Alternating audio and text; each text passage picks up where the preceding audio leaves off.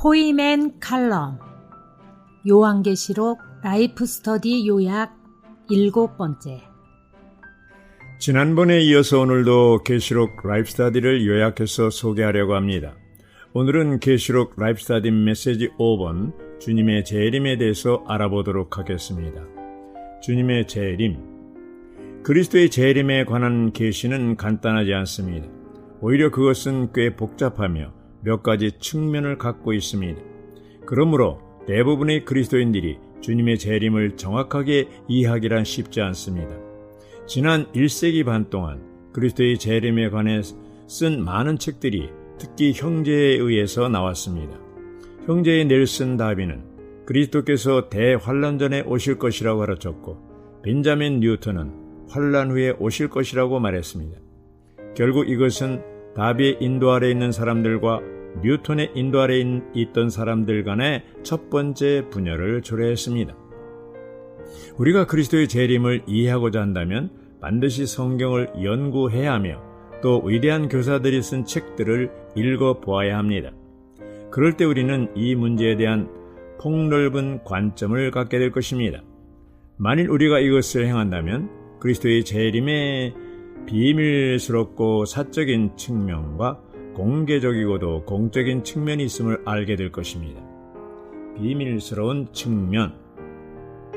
계시록 3장 3절과 16장 15절은 그리스도께서 도적같이 오시며 우리는 깨어 있어야 한다고 말합니다. 주님이 도적같이 오실 때 그분은 귀한 것들을 몰래 가져갈 것입니다. 마태복음 24장 40절과 41절에서 주님은 밭에서 일하는 두 형제와 집안에서 일하는 두 자매 중에 한 사람을 데려간다고 하셨습니다. 24장 42절부터 44절에서는 그러므로 깨어있으라. 어느 날에 너희 주가 임할는지 너희가 알지 못함이니라. 이러므로 너희도 예비하고 있으라. 생각지 않은 때에 인자가 오리라고 하셨습니다. 그분은 도적같이 오시기 때문에 우리는 반드시 깨어 있어야 합니다. 주님이 비밀스럽게 오시는 때는 알지 못합니다. 오직 아버지만이 그리스도께서 비밀스럽게 오실 때를 아십니다. 아버지는 보내시는 분이요 아들은 보내심을 받은 분입니다. 지난 1세기 반 동안 주님이 어느 날에 오신다고 예언했었지만 어느 것도 이루어지지 않았습니다. 1차 세계대전 후 많은 교사들이 주님의 재림에 관한 책들을 출판했습니다. 그중 어떤 저자들은 재림의 때를 예언하였습니다. 그러나 재림의 때에 대한 그 모든 예언들이 전혀 맞지 않았습니다. 주님이 비밀스럽게 오시는 곳은 공중 구름 속일 것입니다.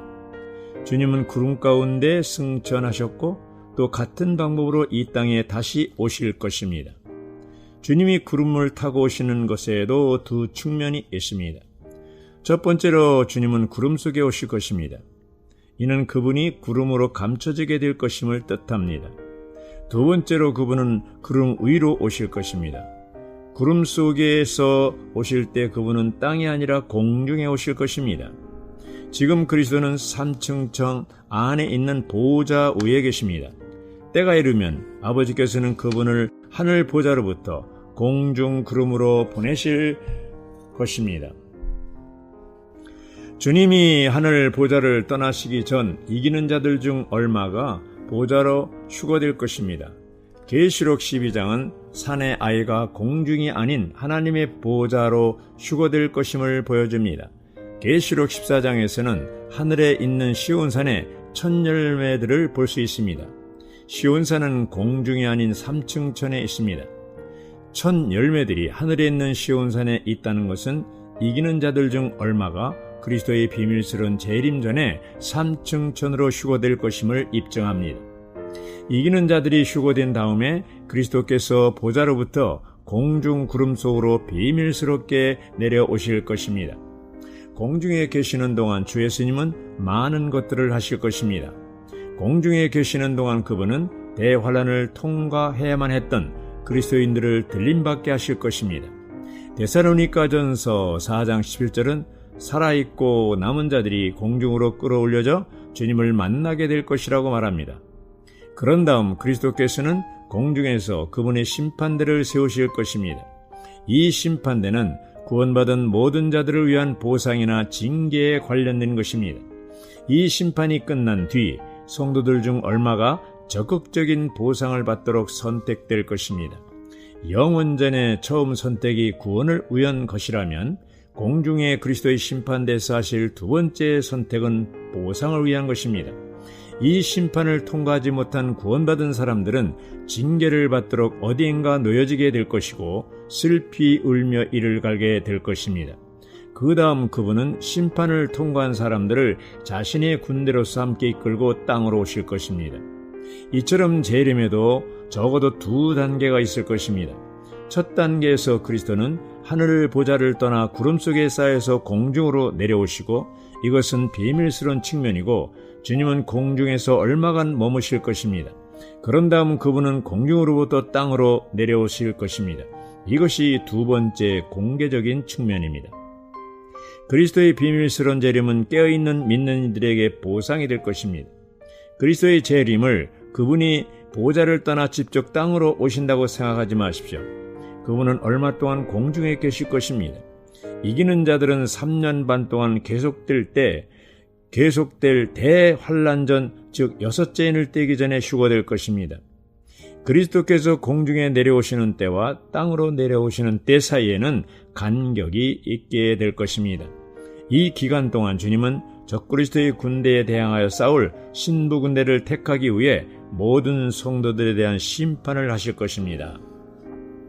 공개적인 측면, 비밀스러운 측면에서 그리스도는 도적같이 오실 것입니다.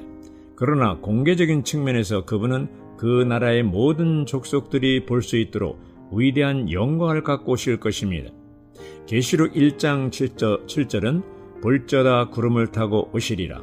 각인의 눈이 그를 보겠고 그를 찌른 자도 볼 것이요 그 나라의 모든 족속이 그를 인하여 애곡하리니 그러하리라 아멘이라고 말합니다. 주님은 번개가 하늘을 가로질러 동편에서 서편으로 번쩍임같이 나타나실 것입니다. 그리스도께서 비밀스럽게 오시는 날과 시간은 알 수 없지만 공개적으로 오시는 때는 분명하게 계시되어 있습니다. 그때는 7번째 나팔을 불 때이며 대환란이 끝날 무렵입니다. 마태복음 24장 15절은 그러므로 너희가 선지자 다니엘의 말한 바 멸망에 가증한 것이 거룩한 곳에 선 것을 보거든 이라고 말합니다. 멸망에 가증한 것이란 우상, 즉 적그리스도의 형상입니다. 마태복음 24장 21절이 계시하듯이 이는 대환란의 시작을 알려줍니다. 이는 그때 큰 환란이 있겠습니다. 창세로부터 지금까지 이런 환란이 없었고 후에도 없으리라. 그러므로 대환란은 적그리스도가 자기 형상을 성전에 세우고 사람들을 강제로 경배하게 할 때쯤 시작될 것입니다. 주 예수님은 대환란 전에 하늘 보좌를 떠나서 공중에 내려오실 것입니다. 그리고 대환란이 거의 끝날 때 공개적으로 땅에 내려오실 것입니다. 그리스도께서 공개적으로 공중에서 땅에 내려오실 때는 적그리스도가 이스라엘 나라 전체를 멸절시키려 도모하고 있을 때일 것입니다. 이스라엘을 멸절시키려고 적그리스도는 그의 군대를 아마겟돈이라고 부르는 장소에 집결시킬 것입니다. 이스라엘은 적그리스도의 군대에 의해 포위되고 피할 길이 없게 될 것입니다. 그 중대한 위기 때에 주님이 번개처럼 나타나시어 감난산 위에 서실 것입니다. 주 예수님이 그분의 발을 감난산 위에 두실 때 감난산은 반으로 갈라지게 될 것입니다. 그때 회개하는 유대인들에게 피할 길을 주실 것입니다. 주님의 공개적인 재림을 위해 반드시 예루살렘 제3성전이 재건되어야 합니다. 우리는 주님의 공개적인 재림을 기다리고 있는 것이 아니라 비밀스러운 재림을 기다리고 있는 것입니다. 아멘.